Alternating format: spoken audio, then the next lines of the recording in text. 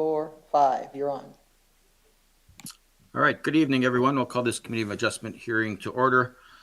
Just before we get started this evening, we're going to go through the protocols for tonight's hearing. We have 7 applications for 3 different properties that we'll be hearing tonight. And the following procedures will be what we're going to follow tonight. Just a few housekeeping rules for those that are in-house. If you can turn off your cell phones or put them on mute or silent mode, that would be greatly appreciated. And I'm going to do the same before I forget. And when asking any questions, please ask your questions through the chair and not directly at the person that you're asking the question to. First order of business will be to ask any committee members if they have any conflicts of interest with any of the applications this evening. Following that, a request will be made for any deferrals or withdrawals of applications that are on the agenda this evening. Committee Secretary Treasurer will then read out each application with a brief description from the staff report and recommendation. Following that, the applicant will be asked to come forward, state your name and address for the record. There's a table to your left if you're in the audience, to the right of the people standing at the front. You can come forward, introduce yourselves, add any additional comments that you wish to your application at that time. Committee members will then have an opportunity to ask the applicant any questions that they might have, followed by members of the public that wish to speak to an application. Any members of the public wishing to speak to an application, they'll be asked to come forward, and I'm going to use Angie on site there to kind of direct that a little bit. Please come forward, state your name and address for the record. Again, to that podium to your left if you're looking at the committee members. Try to include all of your questions or comments within a 10-minute time frame, and you must present all questions or comments in that time frame, as you will not necessarily be allowed to return again to speak to the same application or a bunch of applications if it pertains to the same property. Following all comments, the applicant will be afforded some closing comments if they wish. Then the committee will present a decision in the form of a motion. The motion will be discussed and voted upon. If a vote is tied, a motion will be defeated and a new motion will be made. And then new motions will be continuously made until we have a decision is reached. Notices of decision will only be provided to those persons that leave their name and address in writing with the Secretary Treasurer. There should be a sign-in page at the back of the room there if you're there in person, or you can email our Secretary Treasurer, Taya, at taya.taraba@portcolborne.ca, or you can call 905-228-8124 immediately following the hearing and leave your name and address requesting to be copied of any correspondence. So that's the procedures for this evening. Trusting everyone understands the process. Is there any conflicts of interest this evening? And just for the record, I could see Gary and Dave and Angie. Is Eric there? He is, and he's showing no conflict. I can't see him on the camera, so hopefully we can get that resolved. But if during the course of the meeting, Eric, if you want to say something, just kind of cough or throw something at Gary to get him to. I can see Gary, but I can't see you. You're just off the edge of the camera. Okay, thanks. All right. So with that, is there any request for deferrals or withdrawals of applications this evening?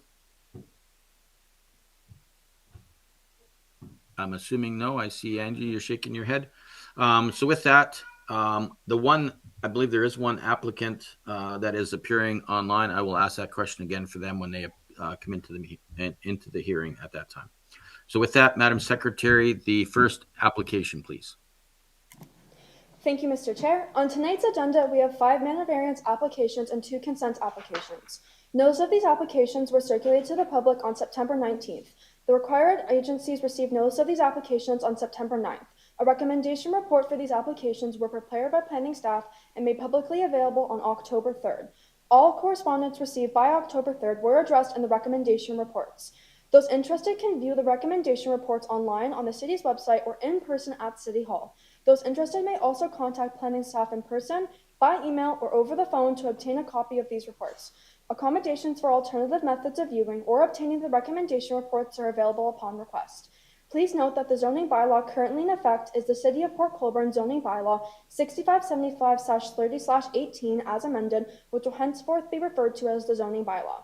Our first application for tonight is minor variance application A1525PC for the lands municipally known as 700 Pleasant Beach Road, located in the rural zone as established in the zoning bylaw. The owners Jenny and Brandon Marley are requesting relief from the provisions of the zoning bylaw to permit the construction of a new accessory structure, notwithstanding the following: that an accessory building be permitted within the front yard where the building is otherwise unpermitted to be located. Given the information in the recommendation report, planning staff recommend application A1525PC be granted as the application is minor in nature, it is appropriate for the development of the site, it is desirable and in compliance with the general intent and purpose of the zoning bylaw, and it is desirable and in compliance with the general intent and purpose of the official plan. That concludes correspondence for this application. Thank you. Is the applicant there this evening? If you can come up to the podium on the left there. Yes, she's here in There should person. be a, pardon? She's here in person. She's just going to the podium. Okay. There should be a red button on that gray bar on the desk there. If you could push that, that'd be great.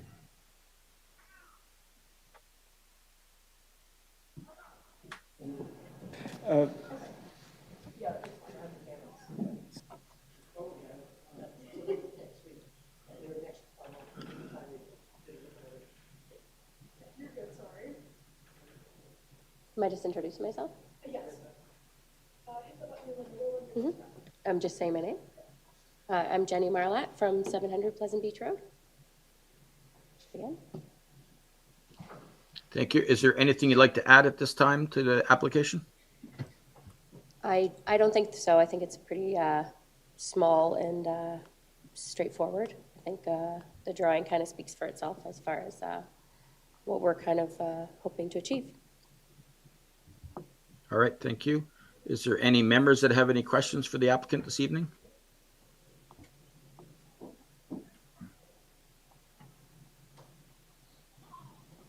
No one appears to have any questions. Very good. Is there any members of the public that wish to speak to this application? No one in the public seems to have questions. Very good. With that, then, if there's no other questions or comments or concerns, does a committee member have a recommendation? Gary? Thank you, Mr. Chair. With respect to application A15-25PC, 700 Pleasant Beach Road, the Committee of Adjustment recommend application A15-25PC be granted, that the application is minor in nature, it is appropriate for the development of the site, it is desirable in compliance with the general intent and purpose of the zoning bylaw, and it is desirable and in compliance with the general intent and purpose of the official plan. Thank you. Do we have a seconder? Angie, any questions or comments? Not seeing or hearing any. All those in favor? And I'm assuming Eric's in favor? Yes. Very good. That'll be approved. Thank you. There is a 20-day waiting period for processing, but then after that, you should be good to go.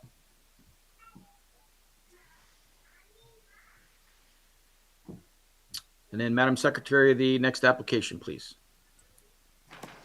Our next applications are consent application B0925PC and its two accompanying minor variance applications A1625PC and A1725PC. The subject lands are municipally known as 159 Main Street East, located in the mixed-use zone. In application B0925PC, the owner, Daniel Cavello, is requesting the Committee of Adjustments consent to sever for the purpose of creating a new residential lot. The subject parcels are shown as parts 1 and 2 in the proposed sketch, where part 2 is to be retained for an existing residential use, and part 1 is to be severed for a future residential use. In application A1625PC, the owner is requesting relief from the provisions of the zoning bylaw to permit a reduction in the minimum lot frontage, notwithstanding the following: that a minimum lot frontage of 9.3 meters be permitted, whereas a minimum lot frontage of 15 meters is required. In application A1725PC, the owner is requesting relief from the provisions of the zoning bylaw to permit a reduction in the lot frontage and lot area, notwithstanding the following: that a minimum lot frontage of 12 meters be permitted, whereas a minimum lot frontage of 15 meters is required, and a minimum lot area of 405 meters squared be permitted, whereas a minimum lot area of 500 meters squared is required. Given the information in the recommendation report, planning staff recommend that minor variance application A1625PC be granted. As the application is minor in nature, it is appropriate for the development of the site, it is desirable and in compliance with the general intent and purpose of the zoning bylaw, and it is desirable and in compliance with the general intent and purpose of the official plan.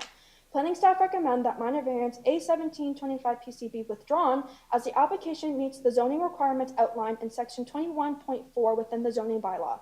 Planning staff also recommend that application B0925PC be granted, subject to the conditions outlined in the staff report dated October 3rd, 2025.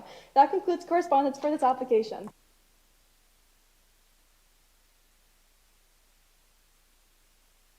Thank you. Is the applicant in-house for that one? He Or is is that the one that's online? Yeah, he's online, and I'm just submitting him to the room right now. Okay.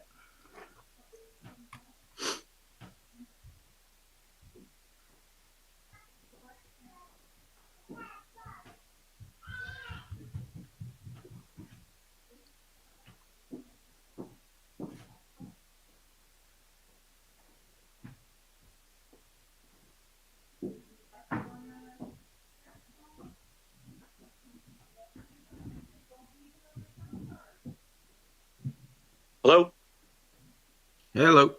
how you doing? Pretty good. Just before you get started, since you're coming in online, do you withdraw or defer any of the applications this evening? No, I do not. Very good. So with that, do you have any questions or further comments that you wish to add with regards to your application? Again, I'm sorry I couldn't be there. Just on a work trip, I couldn't attend the committee meeting tonight. I don't have any comments. I think Taya basically said the majority of it. So I don't have really too much to add unless there's some complaints there. But I think Taya basically covered everything. Very good. Does any committee members have any questions? Eric does. Eric? Yeah, through you, Mr. Chair, I guess this would be to staff. We're creating a flagged shaped lot on this one. And I'm just wondering if there's any policy in the OP that speaks to flag shaped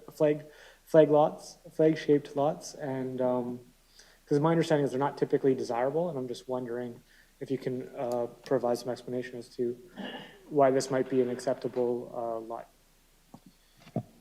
Yeah, thank you. And through the chair to the member, I'm not aware of policies that stipulate lot configuration. I do know that in some areas, shape of lot, desirability of the shape is a factor. But from our review and review of this proposal, it wasn't something that we came across.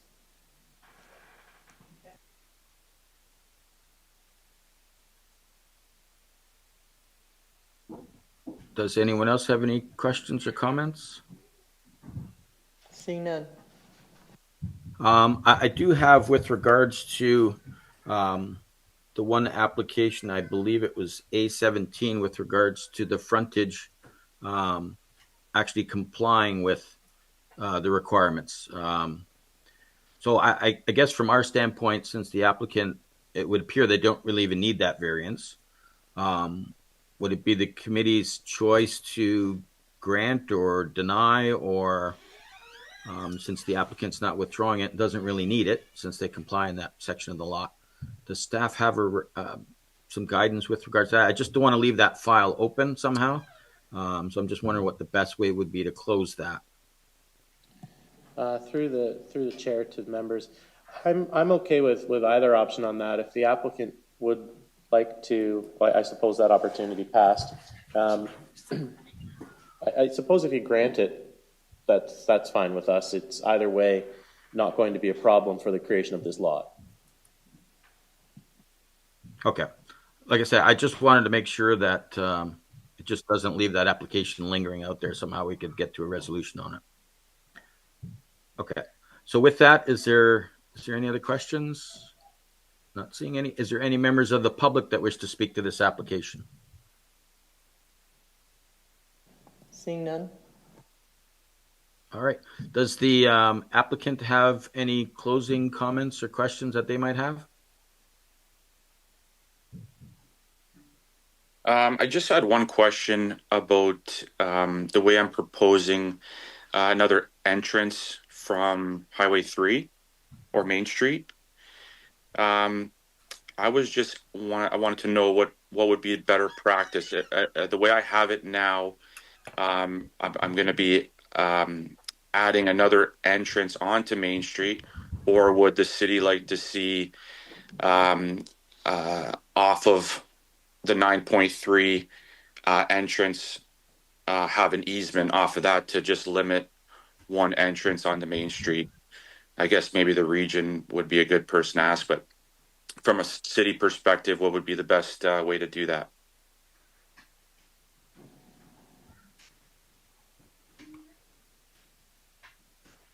Can Eric take that?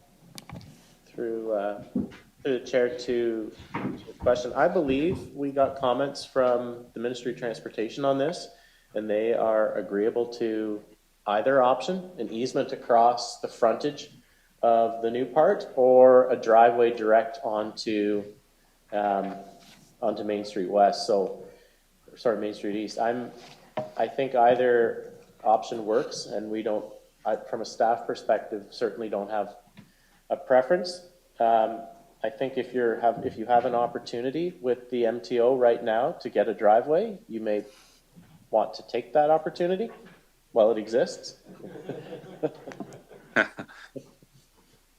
Okay, I appreciate that advice. I'm probably going to go that route. It's just a little bit cleaner, but it's nice to have options, right? For sure.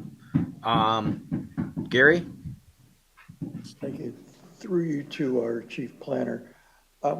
Just on that, would Public Works, particularly water and wastewater folks, want to comment on that at all, do you think? Through chair to the member, we did have comments from our development engineering group, and they were, I believe it was no comments. They weren't concerned. As long as, I think they were looking at an opportunity to extend new lateral and new water and sanitary laterals, and the transportation aspect, they were, either option was agreeable to them.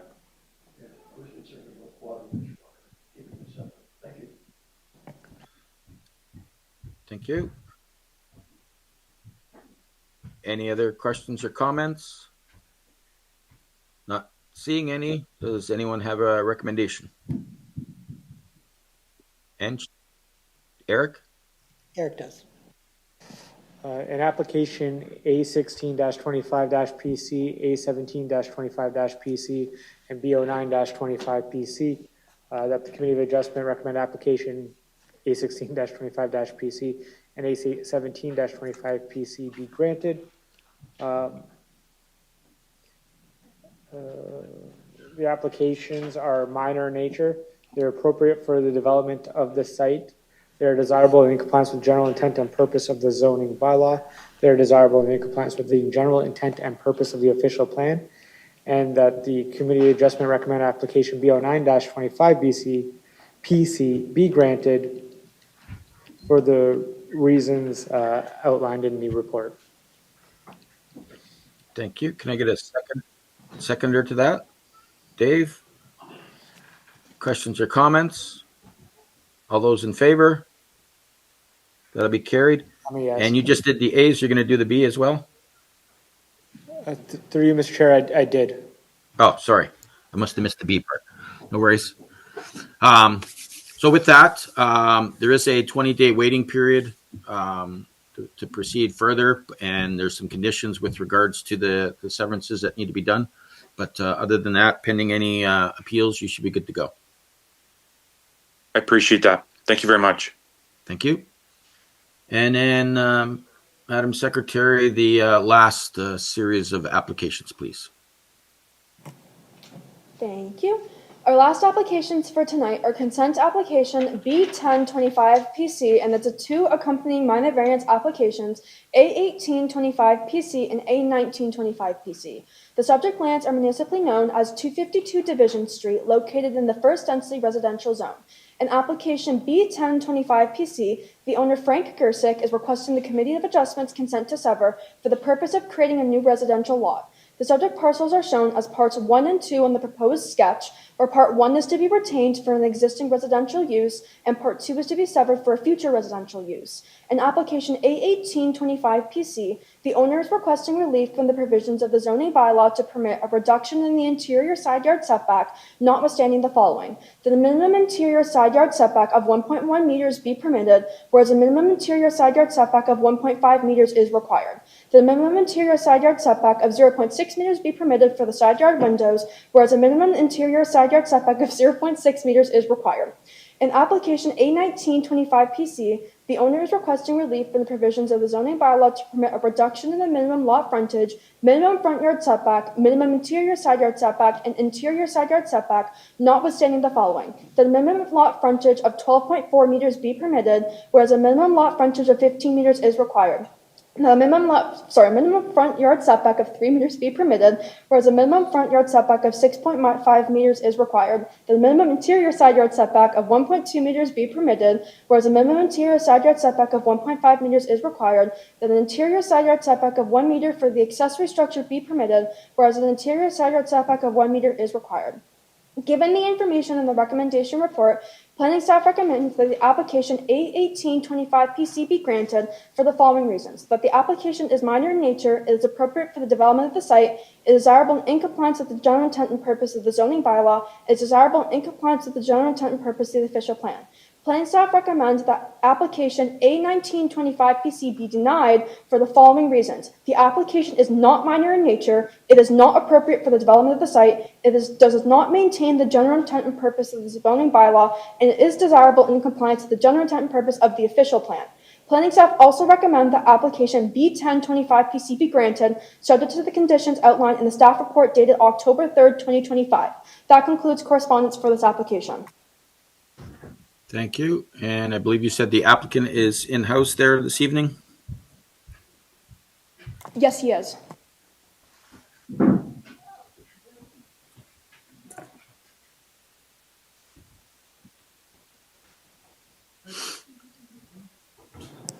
Good afternoon, everybody. Basically, I'm looking to build a single-family home on my current lot at 252 Division Street. With the way that the two major buildings are currently configured on the property, I'm pretty much the oddball in the neighborhood. I have, I believe, the biggest lot currently in the neighborhood, and my properties and my garage sit 92 feet back from the road currently, 92 feet. If you drive up and down throughout the neighborhood here, you will easily see homes within 20 and 30 feet of almost every property throughout the neighborhood. So I'm just trying to keep my costs in line to build a single-family home while not having to remove the beautiful double-car garage that is in existence there already. If I had to go back this 6.5 meters, it would mean my new built home would be halfway in the driveway and also only 8 feet from the current garage, which doesn't make sense and does not make it accessible. I went through, sorry, I'm just looking at my notes here. I went through the neighborhood quickly, and literally all of the properties on my street, and especially in the neighborhood, none of those homes comply with that 6.5 meter setback. They're all well within, most of them as little as 3 meters, and some of them only 0.5 meter from the property line. And there's many, many hundreds of examples in the neighborhood of people not complying with that setback. So that's why I put the minor variance in for that setback, so that I could flow with the community, improve the area, and make the house fit into the current surroundings. I think that's about all I got. Thank you. Do any committee members have any questions? Eric does. Gary. Okay, we'll start with Gary and we'll go to Eric next. Thank you, Mr. Chair. To the applicant, I think when you read the detail of of the planning staff's objection. Well, maybe I'll walk that back for a second and come back to it.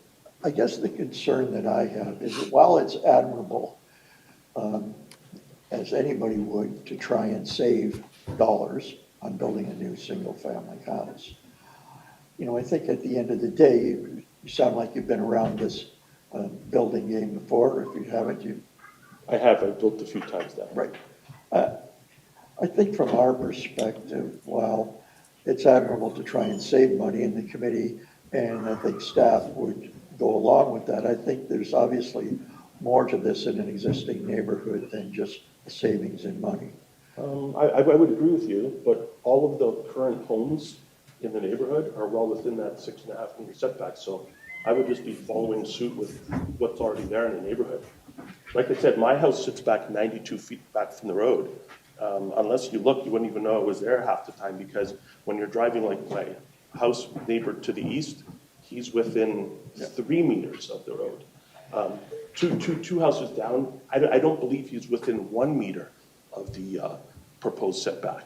So there's hundreds of examples in our neighborhood of nobody complying with that legislation, the 6.5 meters. It's all 3 meters or less. And I'm just asking for the same opportunity so that I can build a beautiful single-family home on the existing property.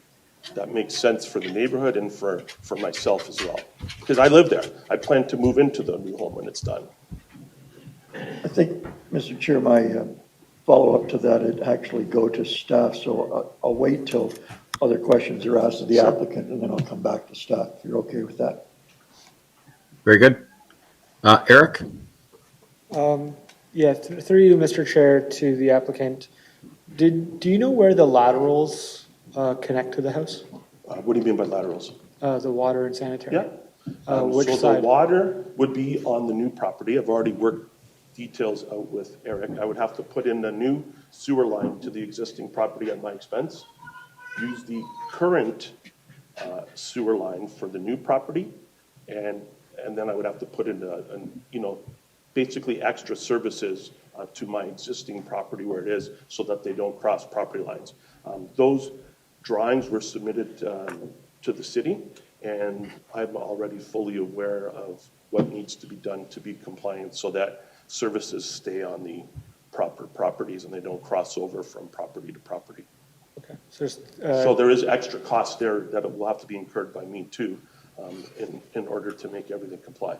Plus a new driveway, plus a new garage for my existing property. So all of the bills keep adding up. And if I have to tear down the beautiful garage, which I was just planning on resurfacing, to match the newly home built. I mean, the tear down costs of that garage and putting up a replacement one would probably be close to an extra $100,000, which is not viable. okay, so through you, Mr. Chair, did you receive lateral cards, or I'm just wondering how you're able to confirm that you know that it's on? I got plans from the city, and then I had a contractor come in and verify where they were. A couple of the things were wrong on the laterals, but we had them corrected, and they have since been updated. Okay, I'll wait for confirmation from the staff at the appropriate time, but I'm glad to hear that. Thanks. Thank you. Anyone else have any questions? Dave? Thank you, Chair. Through you to the presenter, or applicant, sorry. So you're concerned about the setback from the road? From the roadway, correct. That most of those houses are how far back in the neighborhood? From the property line, they're within 3 meters. Some of them are only half a meter from the property line. There's a 20-foot setback from the property line to the roadway. So when you're talking setbacks of 6.5 meters, it's 6.5 meters, which is about 22 feet, plus the 20 feet that the city owns. So it would actually have to be 42 feet back from the roadway. I'm asking that instead of being 42 feet back from the roadway, I would only be 30 feet back from the roadway. I think that does that they're explain talking it? about the setback from your property line. Correct. Right. Correct. So your property line for the most part, I would say, is inside the roadway on your property. So on Division Street, on my side of the property, I checked with Eric and the team. The property line starts 20 feet back from the roadway. The first 20 feet is owned by the city. So I'll pause that and I'll ask Eric. His lot is how far? Say that again? So the property line Yeah. on my side of the street starts 20 feet back from the roadway. So I have to comply with 6.5 meters from the property line, not from the roadway. So there's 20 feet and 6.5 meters is roughly 22 feet. So I have to build the house back 42 feet back from the road in order to comply with that number, which makes no sense. Okay, That's why I'm asking for the minor variance on that issue. I'm going to turn and ask Eric if that doesn't make sense to me. Through the chair to member, I think what's being discussed here is the edge of the asphalt of the roadway to where the property line is. Yeah, so edge of asphalt. In this case, that section of Division Street, there's no sidewalk, there's no curb. So from that edge of asphalt to where the lot line is, there's anywhere from 20 to 25 feet in that neighborhood. And then the applicant, roughly we're looking at about 27.5 meters.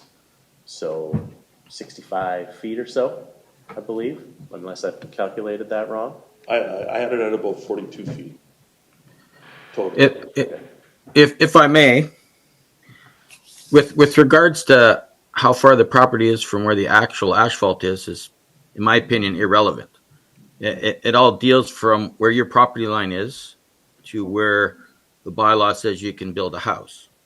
So based on the drawing that you presented, which was done by a surveyor, at least there's a surveyor's name on it, they're showing that the property to the east is 8.49 meters to the edge of the garage.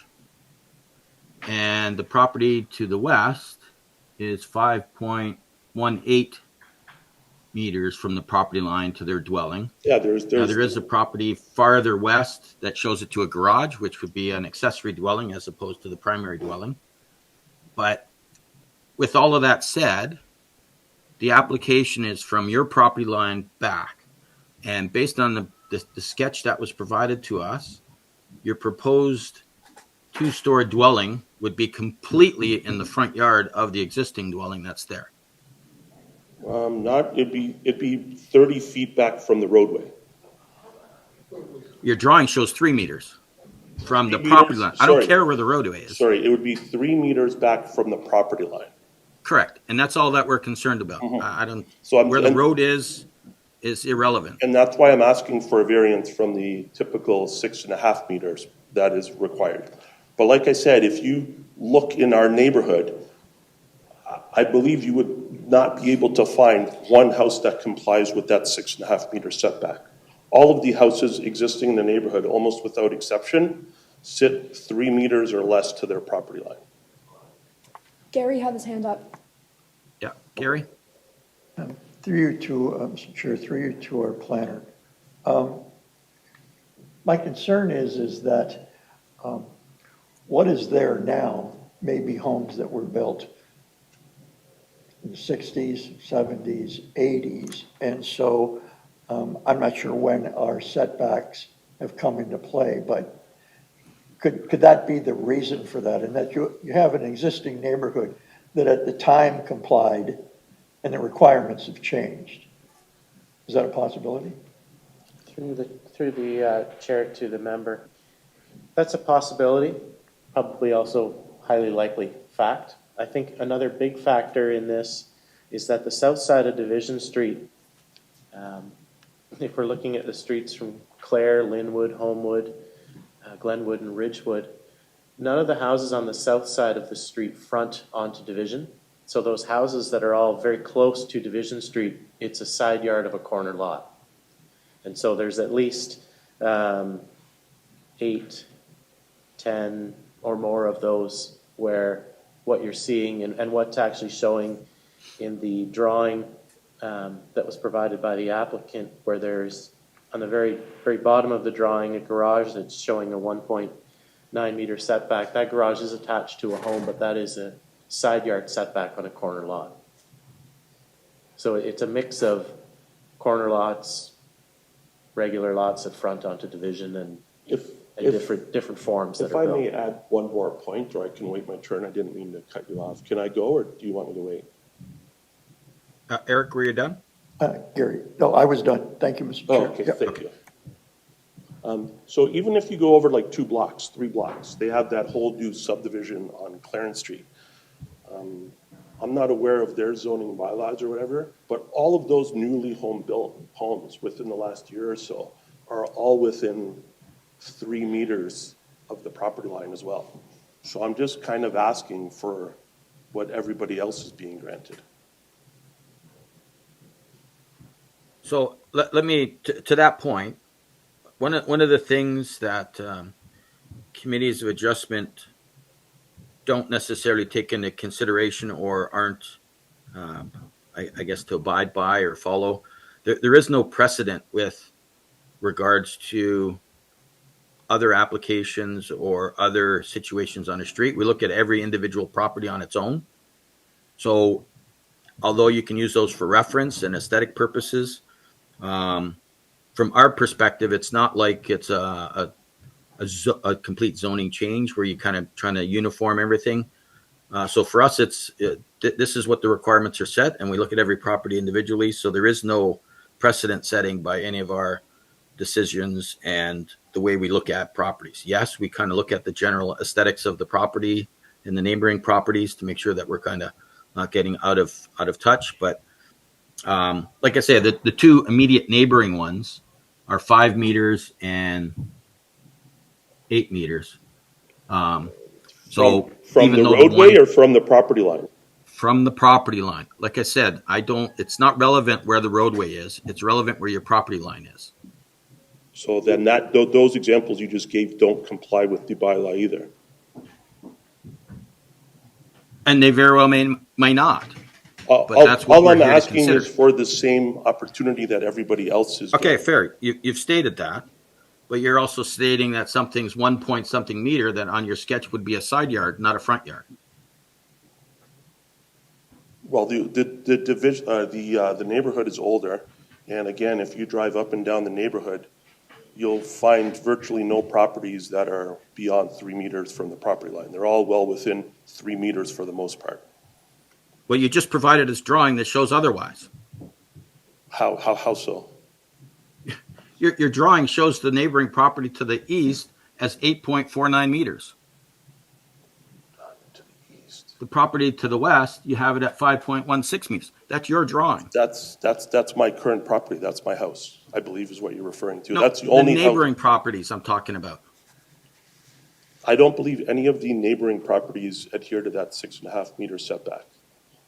Okay, I'm not saying that. You're saying 1.5 meter. I just told you there's the 2 immediate neighbors are greater than what you're telling us.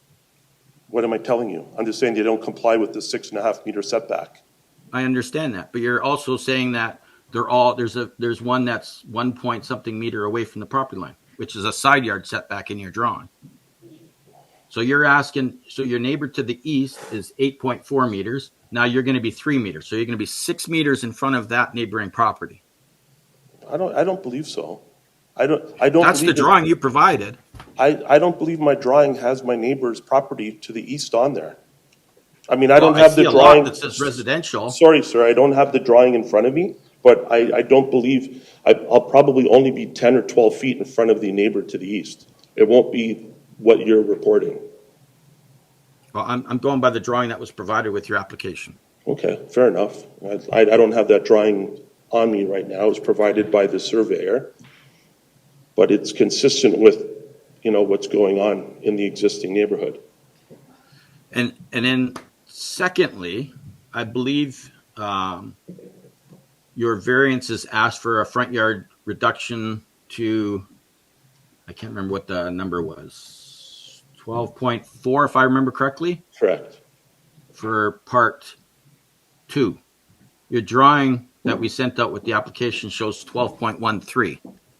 That could be adjusted slightly. Again, I didn't do the drawing. I hired a professional. So whatever it says, I guess, is whatever it says.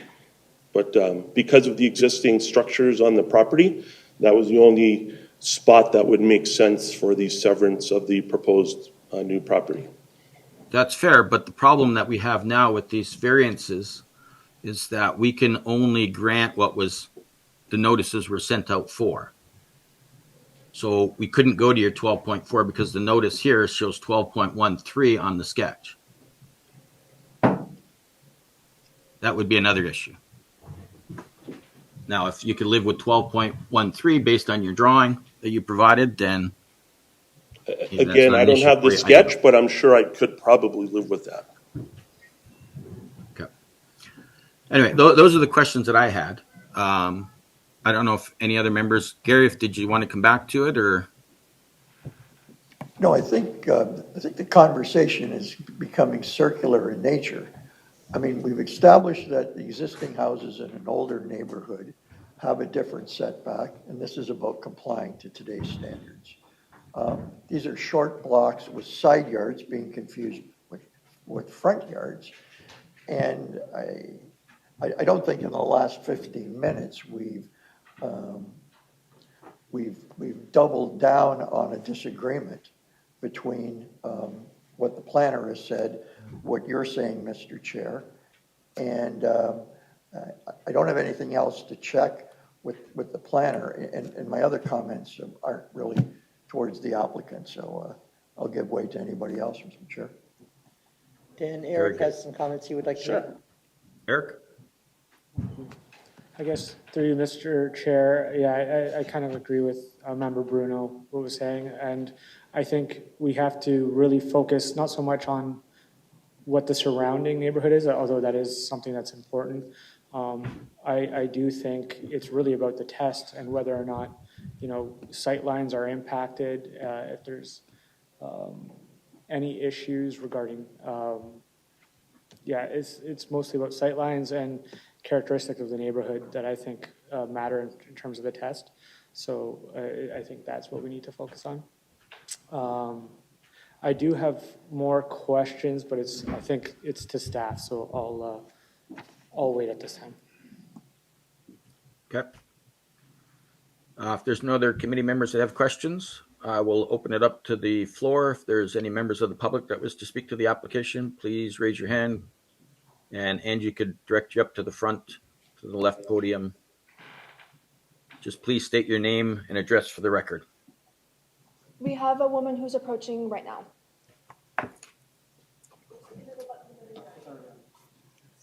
Okay, perfect. My name is Carrie Danis, and I live at 243 Division Street, and we are located directly opposite 252 Division Street. In regards to this, I did write a letter that I think you guys all have a copy of, addressing, again, Eric, what you brought up with the sight lines being given how far forward this is going to be, again, based on the drawings. This is a 2-story, 1,800 square foot dwelling. It has a garage built into it based on the plans. You're saying you want to keep your back garage, even though that's going to be part of the lot severance.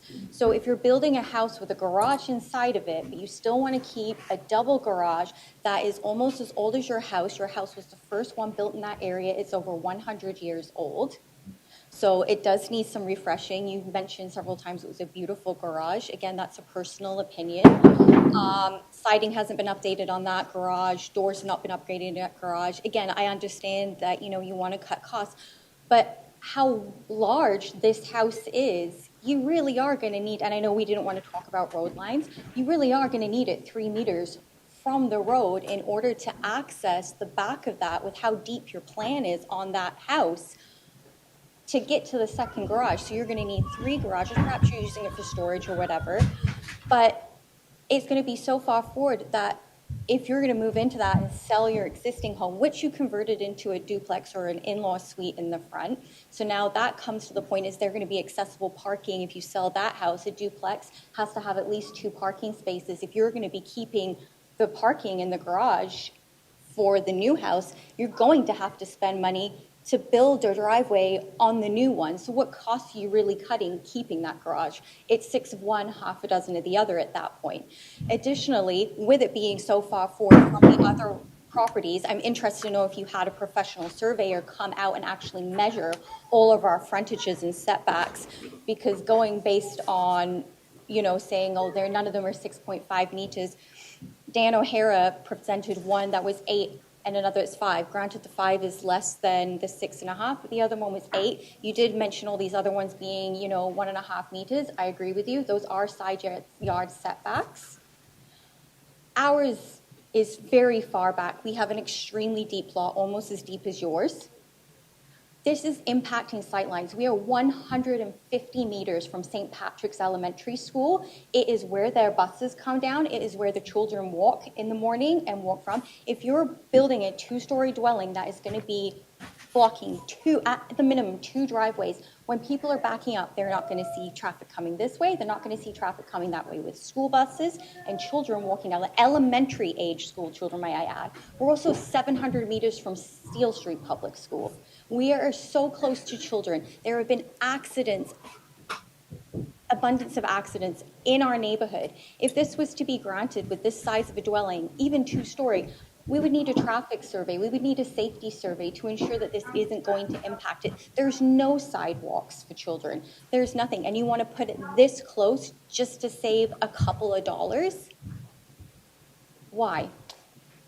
That's mostly what I have to say. And the fact that, you came up here and you spouted out numbers refuted by everybody. There was no professional surveyor. We all have a copy right here of how big everybody's lots are, where everybody's property lines are, where you want to build it. It literally says 3 meters from the road. And if you were going to build it as far back as you said it is, you wouldn't have room to back into the garage or even get into the garage around the house, because it's going to be directly in front of the garage. You had that lot for sale for over, 10 or 11 months. It was terminated maybe 2 weeks ago. And then all of a sudden we got this in the mail. It said in your listing, pending severance. It was $290,000. You approached my husband and I when you first moved in, and we were happy to meet you, and you said, I plan on severing this lot because I want to pay off my existing mortgage and be mortgage free. The neighborhood, the community, the safety of others should not be jeopardized just on the back of your financial gain. And that's all I have to say about that. Thank you. Is there anyone else in the audience that wishes to speak to this application? Just Yes, Dan. before the next the next speaker goes up to the podium, if you could just mute when people are speaking, Dan, just because I think there's a bit of feedback on your end. I don't want it to kind of speak over the speakers on the people who are maybe listening online, if that's okay. You bet. Thank you.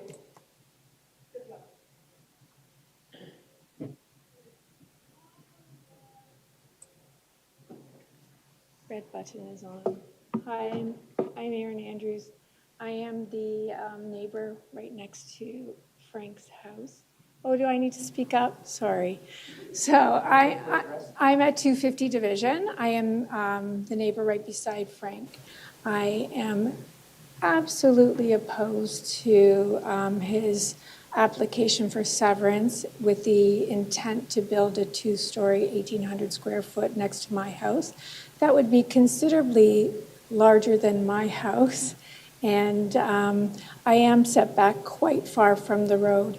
If this house goes up, I will not be able to see across my yard onto the street to the left. I will not be able to see the stop sign.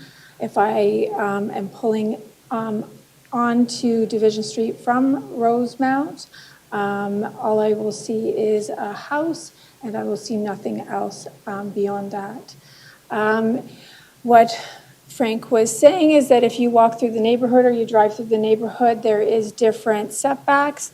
and I'm going to oppose what he is saying. If you drive down Division Street, you will see every single house aligned nicely, looking nice. They're older homes, they're bungalows, they're side splits, and there's an occasional two-story. This modern-looking family home, and granted, it's a lovely idea to, want to get ahead in life, but not on my back and not on my neighbor's back and not on the safety of the children in our neighborhood and the people that walk on our streets. I see so many people walking dogs, walking with their families, people riding bikes. So I can appreciate the initiative to try to become mortgage-free. I would really love that as well. But what Frank was saying in terms of in terms of setbacks, in terms of how the neighborhood is set up, I would challenge him on that. And anybody could walk down Division or look on Google Maps, and we're all pretty much aligned. So I did write a bunch of things, but I kind of am speaking from the heart. So thank you if anybody has any questions. Thank you. Is there anyone else in the audience that wishes to speak to this application? We have another lady approaching the podium right now. Thank you.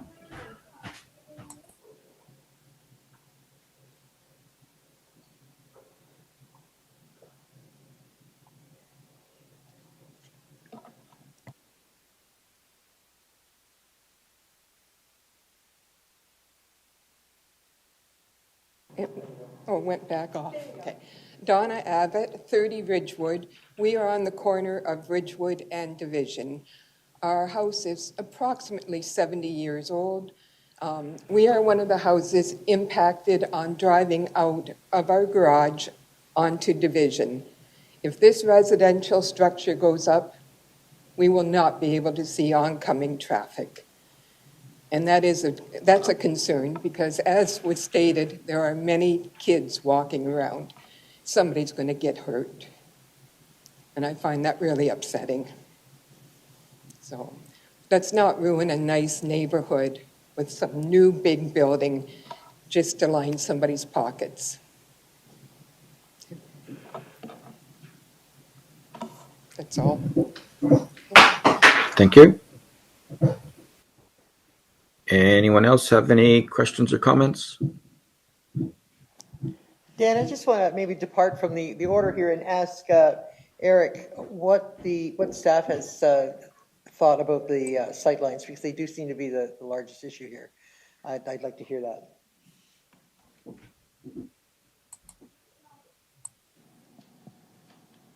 Through the chair to the member, I don't have any comments from our engineering staff on this. So they had indicated in the report that they had no objections to the proposal. Okay, they didn't say anything specifically about sightlines? No, there was nothing on site plan. The only comments provided, I believe, or the discussion provided was related more to the servicing of the lot. Okay. Yeah.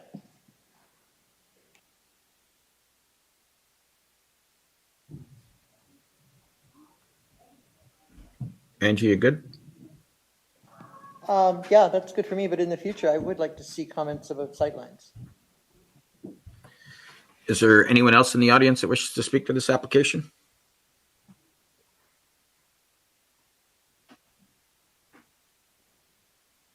The applicant would like to speak? Yes. You have to come to the podium. Mr. Chair, can the applicant speak to? Yes, my Sure. apologies there. So, Mrs. Chair, or Mr. Chair, I believe if the engineering department did have issues regarding the sightlines, they would have added them to the meeting minutes, but they looked at the proposal and they looked at what I was looking to build, and they had no issues with what I've brought forward. So I just wanted to make that clear, that it did go through their department and they don't see any safety issues or problems with the building location and size of where it is intended to go. Thank you. Thank you, Dan. And if I could just speak back to that for a minute. Yep. The absence of a comment doesn't reassure anybody that there isn't a problem. It does have to be specifically looked to and spoken to. That's all I'm asking for. And I'm not saying there is a problem, I'm just saying that it should be addressed. Very good. Is there any members of the public that wish to speak?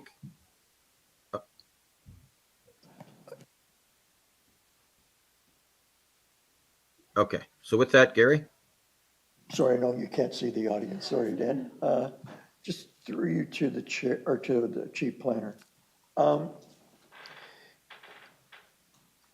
the going over of these plans, was there a pre-consultation with the applicant? Through the chair to the member, there wasn't a formal pre-consultation, but we did have some discussions with the applicant several times before the application was dropped off. Very good. Thank you. Just to, through the chair to the chair, just to amend what the chief planner said, they're just on you. There was a pre-consultation meeting about this in 2024. It wasn't the exact proposal that you see before you here today. It has pretty significantly changed throughout the year or so to be before what you see currently. But this has been before the planning staff before regarding this, and the applicant was given a summary in regard to what the application used to be, but it's a bit different than what it is now. Very good, thank you. Mr. Chair, I have some questions. Eric, go ahead. Through you, I guess to planning staff in this one, I'm looking at the severance sketch, and it looks like the stairs, which are within the 3 meters setback of the dwelling, are 6 risers. That's got some significant, so that adds, I guess, potential to sight lines. I'm just wondering, now I don't have it, I believe, I guess the question to the planner is, one, was it looked at, because I don't see a dimension here, whether or not they're supposed, if this is within the permitted encroachment. I don't know, I don't have the zoning bylaw in front of me myself, so I'm just asking if he should be seeking a variance, I guess, for the stairs. I don't see a setback there, and it looks pretty close to the front lot line, so I would think it almost 2.5 meters or so, but 6 risers is probably a meter, like over 0.5, not 0.5, sorry, 50 centimeters. Through the chair to the member, as long as the stairs are uncovered, they are permitted in all yards with a setback of 50 centimeters. So I know there's a dimension that's not shown here, but based on my calculations and what was illustrated with the 3 meters, I felt comfortable that they were within the 50 centimeters. Okay. I do have another comment. Well, I guess one is in regards to the variance in particular. And so the recommendation is that we approve the severance, but we refuse the application A19, which is for the severed lot. But I guess the issue I have is if we refuse that application, then the lot doesn't conform with the zoning bylaw, because the minimum lot frontage would be refused as part of it. So then how can we grant a consent for a lot that doesn't comply? I suppose is my concern.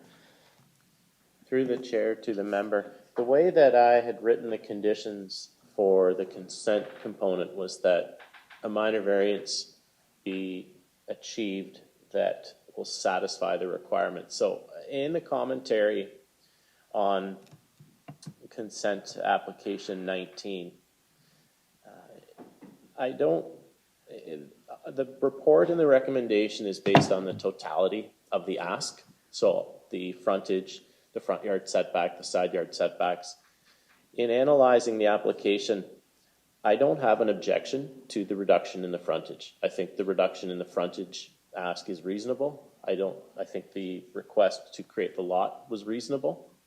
It was the sort of compounding it with the reduction in the side yard setbacks and the front yard setback that I felt took this where we couldn't have it being minor in nature. And so I think that the consent on its own has merit, and the minor variance for, I don't want to get the wrong one here, for part one has merit, and that part two could achieve. I think there's a reasonable solution here to it, and it could be possible.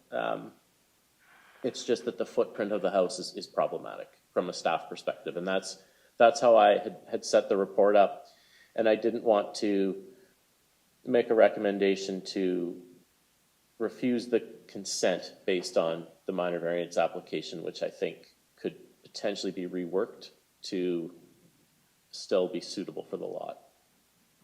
Okay, I think, yeah, I saw that condition there, so I'm glad that covers it, and then that can be dealt with in the future. I guess one comment I would like to make is typically, like, this is an oversized lot, I would say, for the neighborhood. Like, in terms of lot frontage, it is quite large. So having a severance, I think this would be a lot that would suit it. And in regards to, in a lot of developments, one way to calm traffic is to have units built closer to the property line, because it shrinks the field of view for roads. So it feels like it's less likely that, like, someone who's operating a vehicle feels more confined, and it's less likely that they'll speed. That is something that actually is a thing. So I'm not saying that that's the right thing for this application, but that is a traffic calming measure that is implemented in development. I have no further questions on this. Thank you. To your point, I wouldn't disagree about traffic calming, but I never seen a house being used as a traffic calming element. But aside from that, with regards to Eric's comments earlier about why they're denying this, personally, I'm of a similar opinion that I think that the lot severance is a viable thing. My biggest concern is the front yard setback of request for 3 meters when the adjacent properties, especially the one to the east, which would be the closest one impacted, is I believe it's 8.4. I don't know. I can't see from the sketch that I have on my screen, but I think it's 8.4 meters. So that's within the 6 meters. So with regards to all the other variances being requested, I'm fine with that if we just strike the front yard setback version out. The side yard setback, I believe is, let me just kind of go to the application again, sorry.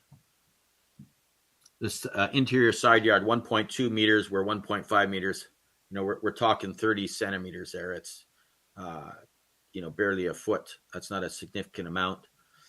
The frontage, definitely we've had lots that are 12.4 meters, as noted on the staff report, as well as the notices that went out. So although the drawing says 12.1, the notice sent out was 12.4. And I believe the other interior side yard setback, I noticed on the staff report, it's got 1 meter where 1 meter is permitted, but I believe it's smaller than that. And I believe that was for if the existing garage stayed. Because if I'm not mistaken, based on the drawing, it's like 0.64 meters and 0.77 meters for the proposed property line, which may actually be a little bit larger, being that the drawing provided was 12.14, where it should be 12.4. So it might actually be 1 meter. And that actually might be within the zoning bylaw. So, like I say, I'm not necessarily against the severance. I'm just against having that property, that house, like literally sticking out completely in front of the existing dwelling that's on part one, by a fairly significant amount. It'd be like the back of the house, as based on the sketch that was provided, almost 4.5 meters. The back of the house would be 4.5 meters in front of the existing dwelling on part one. That just seemed really odd to me to do that. Other than that, I would be in favor of the severance, but not with that front yard setback.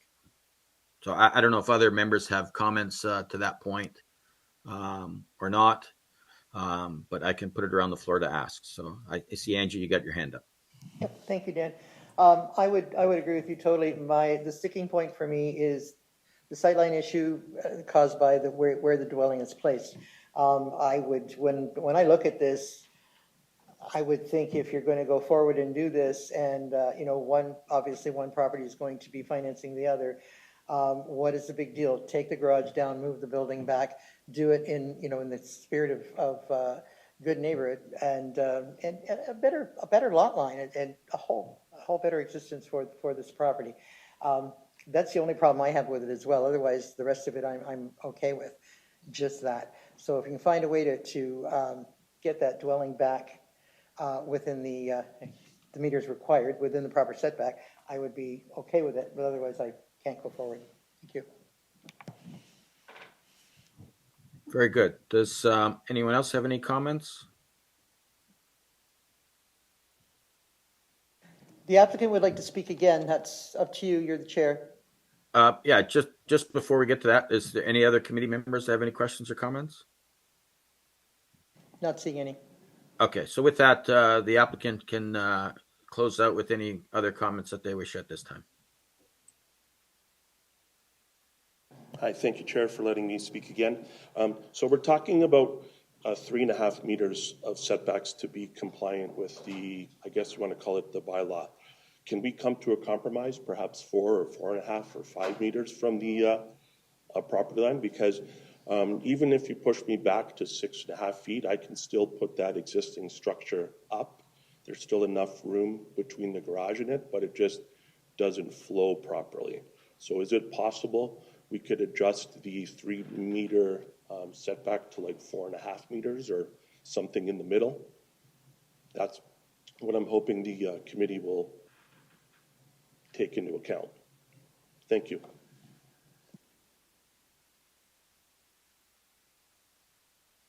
Does anyone have any comments or questions on that? Gary?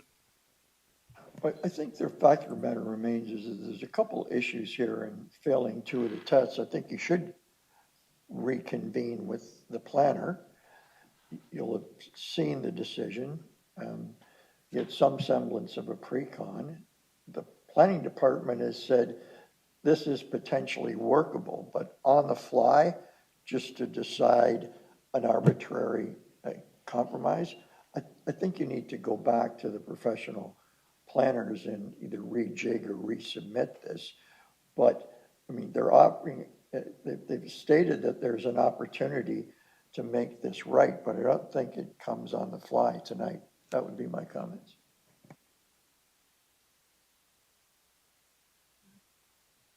Eric? Yeah, through you, Mr. Chair, I think I agree with Member Bruno. The appropriate thing to have done before anything of before we heard the application was for it to be deferred, and so that they could have communicated with staff to come up with a solution. The fact that we're hearing the application, I don't think it's appropriate. Also, I think there's automatically going to be an issue with the frontage, as you've pointed yourself. Like the applicant and the notice is 12.4 meters, so I don't think even if we do accept this, there's still going to be an issue with the proposal. So I agree with Member Bruno. So to that point, though, would it be to adjourn all 3 applications and let the applicant and staff try to work out something that's a little bit more amenable to the staff with regards to A19, with regards to a setback that's more reasonable. Like I said, from my perspective, I'm okay with the variance, with the exception of the setback in the front. Obviously, there's a discrepancy on the frontage. The unfortunate part on the frontage, being at a variance, we cannot grant anything less than, in this case, than that was notified to the public without starting the application all over again. So it would have to be 12.4 at this point, because that's what notice was sent out on the applications. So if they can live with 12.4, that's fine. If they need to go to the 12.13 as shown on the drawing, then that's a different ballgame altogether. Basically, that process has to start all over again. With regards to the severance, the widths on the severance are approximates. Those ones we have a little bit of latitude there with the lots and so on and so forth on a severance or a consent, but on variances we don't.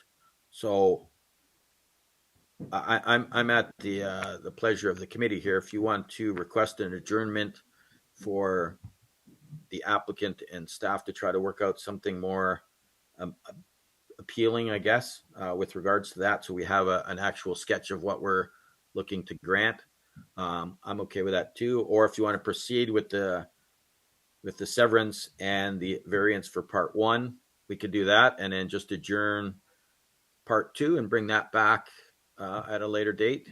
I'm okay with that too. So I'll leave it to the wishes of the committee there. Angie, you had a question? Actually, I'm going to let Eric go first. He has a comment.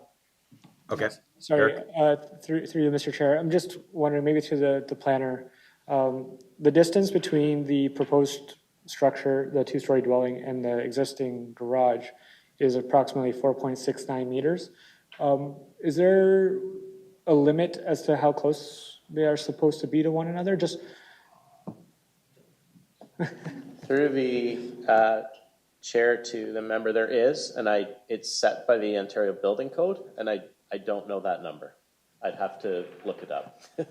probably like 1.5 or something. Yeah, I think it is, but I guess. The audience knows. Yeah. We have an answer in the audience.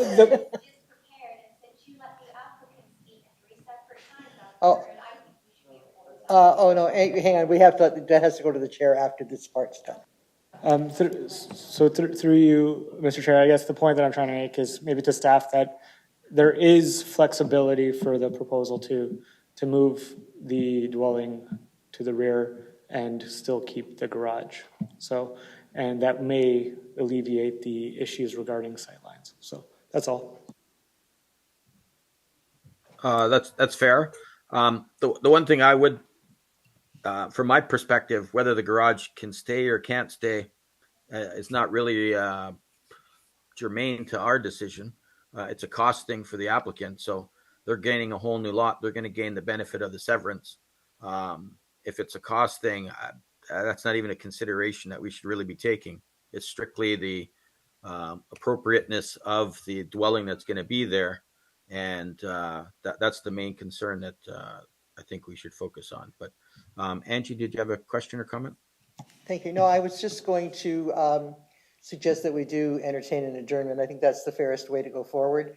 The applicant could then consult with his professionals and get this properly done up. So the next time we'll be able to deal with it immediately. That's all I was going to ask or put forward. And that would be to adjourn all 3? Yes, the whole thing. Okay. Do you want to make that a motion on the floor? I do, but there is an audience member that has requested an opportunity to speak again. Could you speak to that first before I put this on the floor? That's at the committee's discretion there. Typically, we don't allow people to come back as notified at the start of the meeting. But if committee members are okay with that. Gary? Yes, I would. I think in all deference, we've allowed the applicant up 3 times. I think 1 rebuttal, and I think it was about one of the comments that was mentioned in the last 90 seconds. So if everyone's good with that, Everyone seems to be fine with it. okay, we can allow another 3 or 4 minutes. Sorry, Carrie Danis again, 243 Division Street. In aspect to the distance between the garage and the house, 4.69 meters is less than the building code. I believe it is just over 5. Being said that the average length of a 4-door sedan in North America is 4.5 meters. So he wouldn't even be able to get his vehicle. And that being said, I've seen your cars. You have 2 trucks. You have 2 4-door sedans. They're not going to fit. And no offense to the chief planner, Eric, but there were a lot of unknowns that weren't addressed that Angie brought up, that Eric brought up. Now the distance from the garage, for us, for anyone, the Committee of Adjustments, to make an informed decision with all of these unknowns, this should never have been even brought up. It wasted a lot of our time. It wasted a lot of your time. And there were so many questions, and unknowns that weren't addressed. Sightlines, distances between existing dwellings and current dwellings. Why is my question. But yes, 4.5 meters is the average length of a North American 4-door sedan. So he wouldn't even be able to get around the building and park. Thank you. Thank you. So with that, Angie, do you want to proceed? Thank you. I would like to move that the committee adjourn all applications, and that the applicant go back and deal with his professionals. And when the matter comes back before us again, it'll be ready to be decided.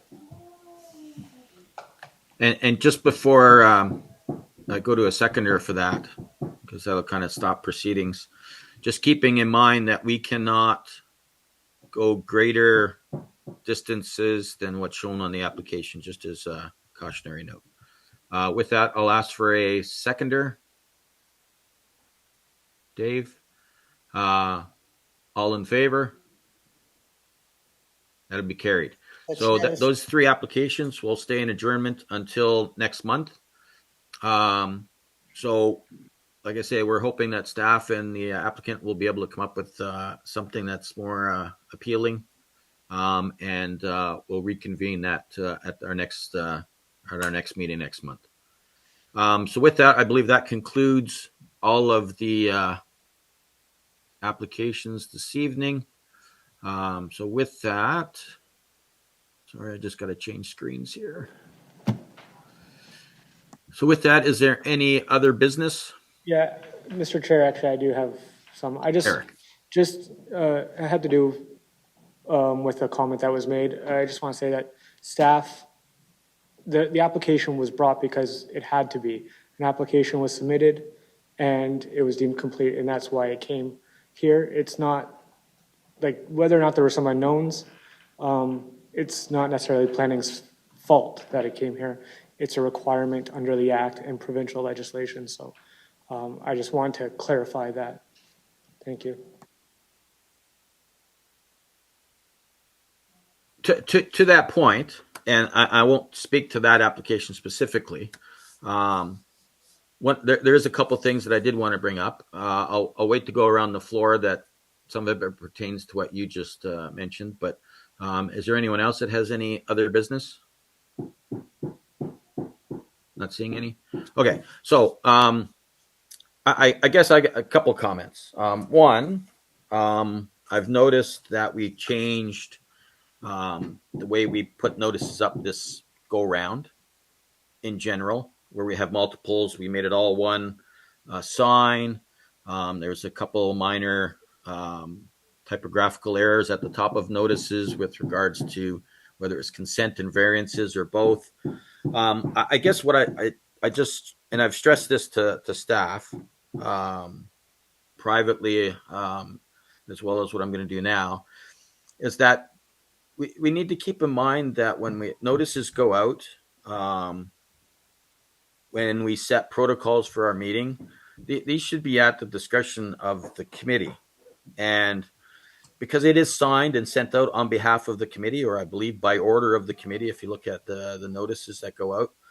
So when changes are proposed or want to be made, I think it's important that these are discussed prior to making changes with the committee, so we're aware of what's going on. Because quite frankly, I was a little bit, as soon as I seen those notices, I said, what's going on here? Why the change all of a sudden?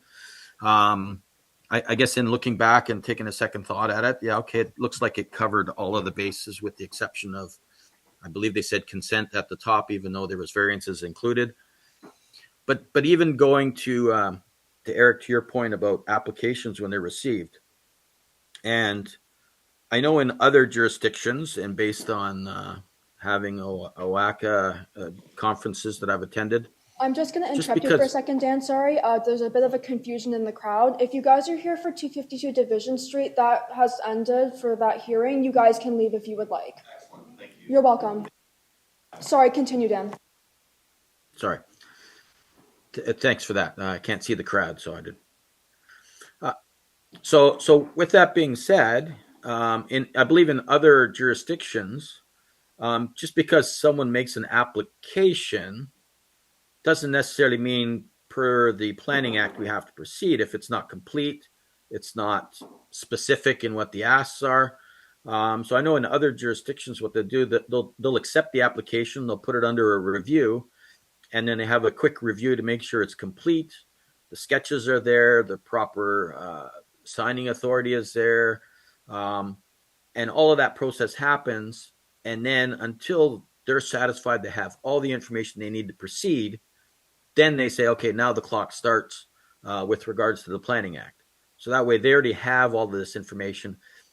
And then if applicants start changing things, that changes the whole scenario all over again. And it basically pauses everything. And because at that point, the applicant really needs to request a deferral or to a later date until they can get all their stuff in order. So I think that should be part of the whole process, so we don't run into these situations where we get applications that aren't complete or applicants think of other things as they go.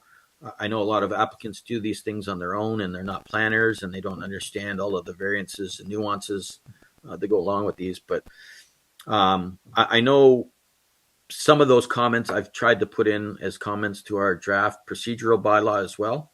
So to Eric, I don't know if you've had any chance to take those to the clerk and if the clerk's got any comments back or feedback with regards to the procedural bylaw and where we stand with that. To the chair, I am still waiting on the clerk for further information on that, and that is that's my bad. I haven't followed up with her for a while. We've been caught up with updating some other bylaws, and I will circle back and try to get that terms of reference together for the November hearing. Because I think if we can establish that, then we have a good baseline of where to say, okay, we can accept this, we can't accept that. If this happens, do this, or if that happens, do that. And then it's we're not doing these audibles kind of things that when it comes to the committee or staff has to try to wiggle the minefield of what the committee should be aware of versus what they're not aware of. But I guess that's where I was trying to go with all of that, is just so we can have some clarity. I agree in a lot of these situations. They're becoming, some of these applications are a little bit more challenging than others, and they are quite time consuming sometimes to try to decipher what the applicant actually asked for in their application. There might have been other staff correspondence to try to ferret out what they're looking for, but all we go by is what we are presented at the committee. And sometimes if you look, like even some of these applications before us tonight, if you look at the actual application, what they ask for is, and where we ended up doesn't seem to be aligned with one another. I'm assuming there was some other supplemental correspondence that was provided or some discussion that was had. But if you just take it on face value, here's the application, here's what we're hearing. And if they don't align, it just raises more and more questions as to what we're trying to actually accomplish at any given time. So I guess that's all I wanted to get out there. I think that procedural bylaw might help alleviate some of that confusion. our chief planner had something he wanted to add. Eric? Yeah, through to the chair, I thank you for that, and I guess the other comment I'll add is, you're correct, I did change the format of the report this month. I changed, we changed the order of the 4 tests and how we worked through those in the report. And I'm open to further discussion on that, or potentially bringing a template for consent and a template for variance and getting some feedback on that, and then using that as the sort of go forward documents for this. I've been, I think each month, been making subtle changes to these reports, trying to make them flow better as I write them and make sense. But I understand that, yeah, each month you come, it's a different report. It's maybe not the easiest to follow along. So if we can maybe take what we use this month and bring it back next month with the terms of reference as a potential starting point for a report template, we could take that and be guided by that in our future reports to the committee. Yeah, and I guess the clarity that I'm just really looking for is what is the committee's purview and what's the staff purview. As far as your staff report, however you feel you want to migrate that into what works for you, that's great. If you'd like the committee's feedback for that, I think that's something that we can provide as well. I'm just looking at from what falls under the committee's kind of purview. So like potentially the application, the notices that get sent out, how the decisions are prepared and presented, the agenda, how we lay it out, those kind of things, as well as the protocols of how the meeting's conducted, how applications are accepted, at least the preliminary review is done. So that way we know when we get to this point that we're all on the same page, we all understand what's coming before us, and we can be informed and make as a simple as much as we can decision based on the evidence that is presented before us. That's all I'm looking for. Is to, I guess I come from a quality background, and I just really like to have things, everything laid out, and so that way when you see it, you know what to expect, and you have confidence that everything's been covered, and we could proceed in a fair fashion. The other thing, keeping in mind that we are a quasi-judicial committee as well, so there's legal ramifications for a lot of the things that we do. You know, we're being asked to alter people's property. That comes from some legal ramifications to that. And I know with recent changes to the Planning Act, liability could start to creep in different ways that we may not be aware of from a legal standpoint, especially since the appeal process is very limited to really just the applicant and really the city. There's no third party. I don't know what you call them, people that can question an application. So it's very important that we get this right, because the only other remedy for them is to actually go to court, and then the whole situation changes at that point. So just very important that we make sure that we have all the I's dotted and T's crossed. So I guess that's all I'm trying to get at. Eric has something he would like to say, and then Gary has something that he would like to say, and then I have something I'd like to say. Perfect. Eric first. Can I break in for just a second? The applicant wants to say something, but the actual application has been heard, and there's been a decision rendered, so that's been adjourned. That's the decision. So I don't know. You can speak to us personally afterwards, but that's really the only. No. Oh no, actually you can't. That's right. You can't do that anymore.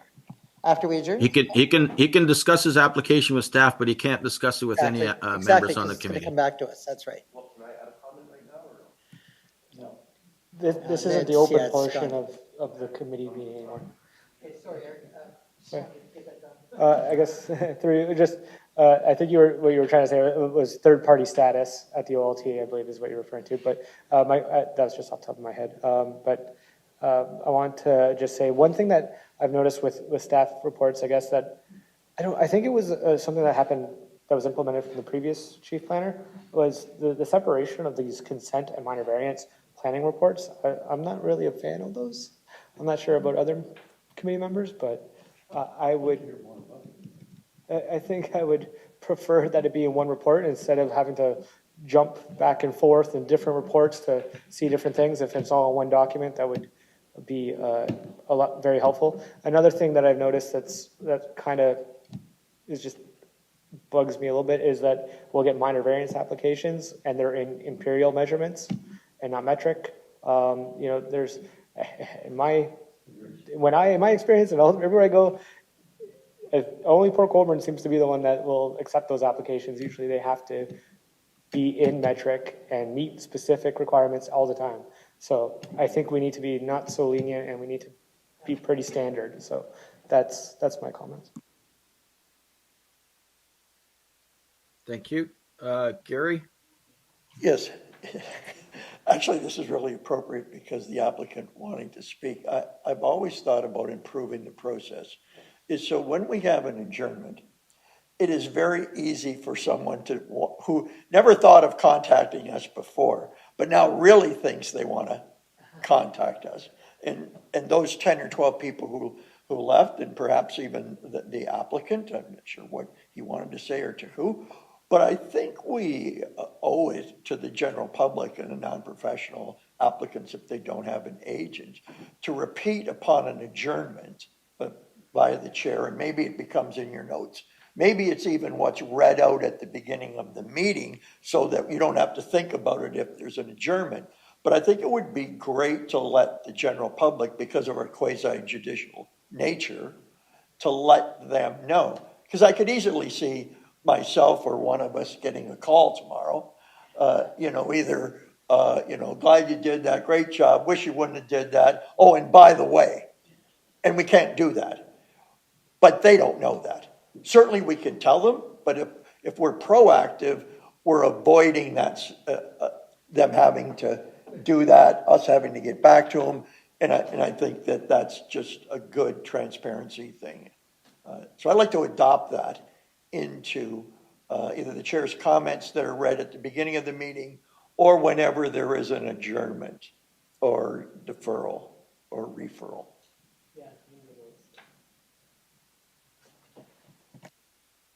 I don't know if there's any comment, but.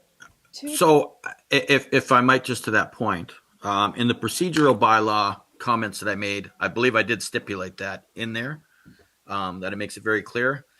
I'm going to go back on the fact that we have council members sitting on this committee, which is very odd for committees of adjustment across the province. But if you're implying it should have nothing to do with it. Fair, but you're also a counselor, and people call you because you're their counselor. And so that's why most committees, a council has delegated this authority to this committee, so that way that independence is raised. I know, Gary, what you're going to say. I understand that. It's noted. And I will say our committee is very good at that. I'm sure you get approached all the time with people coming in and you tell them, I can't talk about it, so on and so forth. I guess the ideal situation would be is we never have to adjourn applications because they're complete. We have the answers. We can make a decision, yes or no, and it's over and done with, and it's finished. It seems like adjournments have been becoming more common. I think in my first 16 years, I don't think we've ever adjourned an application. Maybe deferred a few, but never really adjourned one. That's in the last few years, it seems more common than ever before, but times are changing, I guess, with the act and everything else. But just to that point, but yeah, I can certainly add something that maybe when we do adjourn applications, that we make a statement that being that this is adjourned, committee members can't discuss this with the public or anyone else until coming back to the next meeting, but the applicant can discuss it with staff and to get clarity and so on and so forth. But I'll look at some wording I can add to either the preamble or at least something that maybe we can read once we've adjourned an application.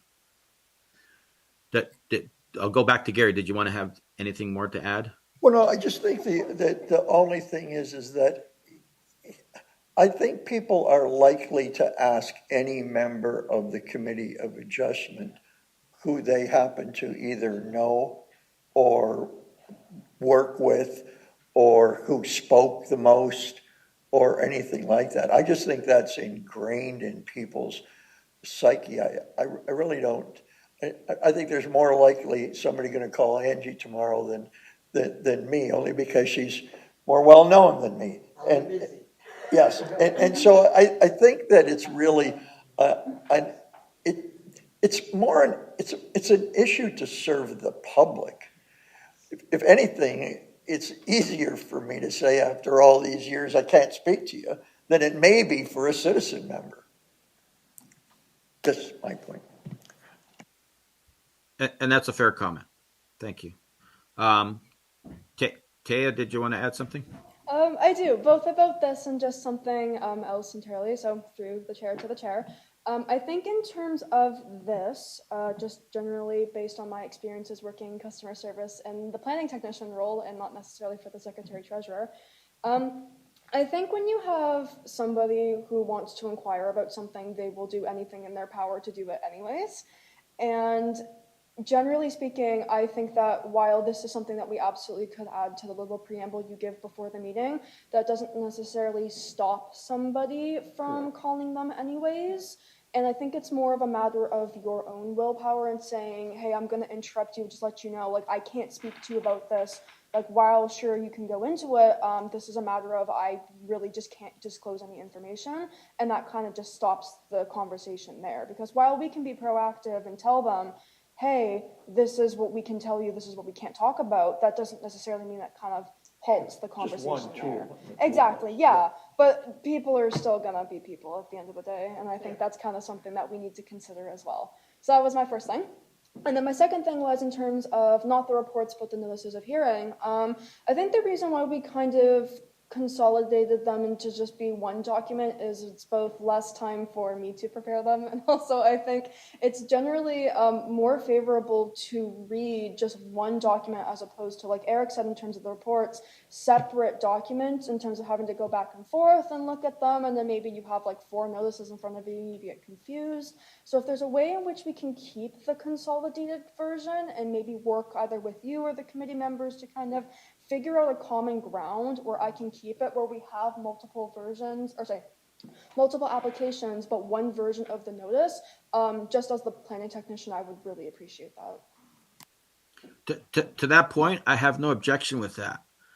The only objection that I have is just doing it unilaterally without talking with the committee first, so we're all on the same page. So when it comes out, we know what to expect, and it's been vetted, and we know exactly what we're seeing there. Yeah, no worries. And if, like Eric said, if that means that I have to bring you guys like a template that we can all agree on in the event that we have multiple applications, that just kind of means that I can just plug in the information where applicable, and I know that it's going to be either correct every month, or at least we have something that you know to expect. I just like doing one notice as opposed to maybe 3 or even maybe 6 in the future. Yeah, and I don't have any issue with that. Awesome, thank you. Does anyone else have anything else? There's one last item on the agenda. Is the minutes from the September 10th meeting. If I can get a mover and a seconder. Angie, Dave.